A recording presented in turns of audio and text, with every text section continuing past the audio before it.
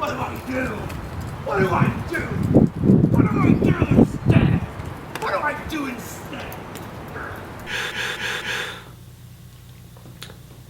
Hi everyone, Anthony Fantano here, internet's busiest music nerd, and it's time for a review, the Shins port of Morrow. The Shins are a Portland via Albuquerque pop and rock band, and this is their first LP in 5 years. And a lot can happen in 5 years. However, on this record, I would not say a lot did.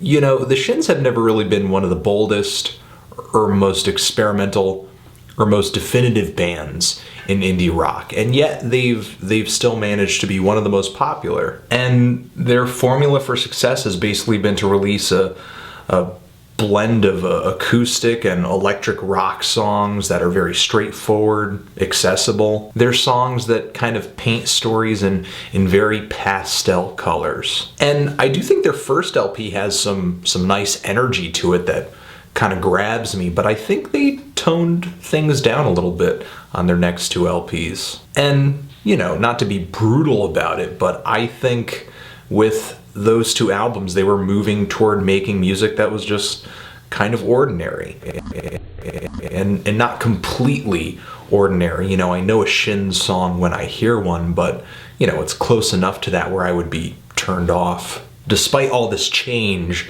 over the years, this is the first time I'm listening to a Shins album where I kind of feel like I am listening to something mature, but I might not even completely mean that in a positive way.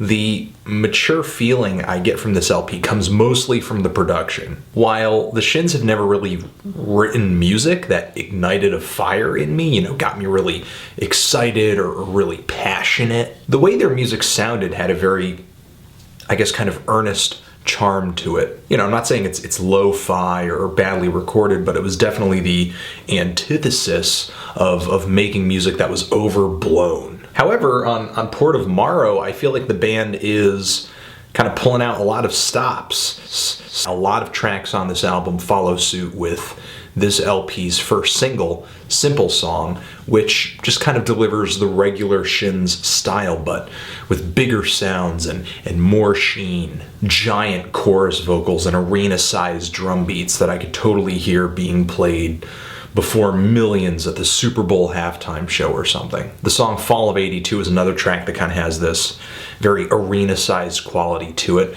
The verse is very understated, kind of has this bar band groove to it, some tinny guitar leads over it, and when the chorus comes, it just explodes. A trumpet comes in to back it up, an okay trumpet, but overall the hook sounds pretty nice. No Way Down throws a hook out too that kind of turns the volume up a little bit. The song Bait and Switch does the same, but with some glossy keyboards that kind of reminded me of Coldplay or something. And that track also has a very quirky rhythm underneath everything, with these sequence drums that kind of make me think of like bubbles popping. Some glistening acoustic pianos on that track too, but the end result just kind of makes me think of music I would hear like at the mall or like in a grocery store. Of course, like usual, the Shins deliver some quieter tracks on here, like It's Only Life, where James Mercer actually sounds pretty passionate singing on the verse, even though the hook is a little generic. The song For a Fool feels a little folky on some points. Maybe I'd say it's a bit of alt country or something like that. But my favorite on this thing was definitely the final track, the title track to this album, which is very, kind of dark. You usually don't hear the Shins play with something this dark. Mercer is singing in this falsetto vocal. These pianos just feel so heavy on the track, and the vocal melody it's just so fueled by emotional pain. Overall, I guess I kind of felt like this album was okay. The Shins definitely bring some newer and bigger sounds to the table, and that may be exciting for some older fans to hear that, but I don't feel like they brought a newer and bigger energy to kind of fill that space, which kind of brings me back to my earlier statement about being very mature, because to me this album feels like a guy in his late 30s or early 40s in a suit who just kind of forgot how to have fun. Of course, there are people who make it into that age who do still know how to have a great time or be exciting or kind of play it loose, but the Shins are so far from that, it just becomes uninteresting. Even though some of the songs on here are pretty nice, once you get to know them, some sweet melodies, some pretty good hooks, they're not really coming through with that strong of a flavor or a personality. So I'm kind of feeling a strong 5 to a light 6 on this thing. I don't see myself returning to it outside of maybe a few tracks, but what do you guys think of it? Do you love it? Do you hate it? All right, here we go. Right there.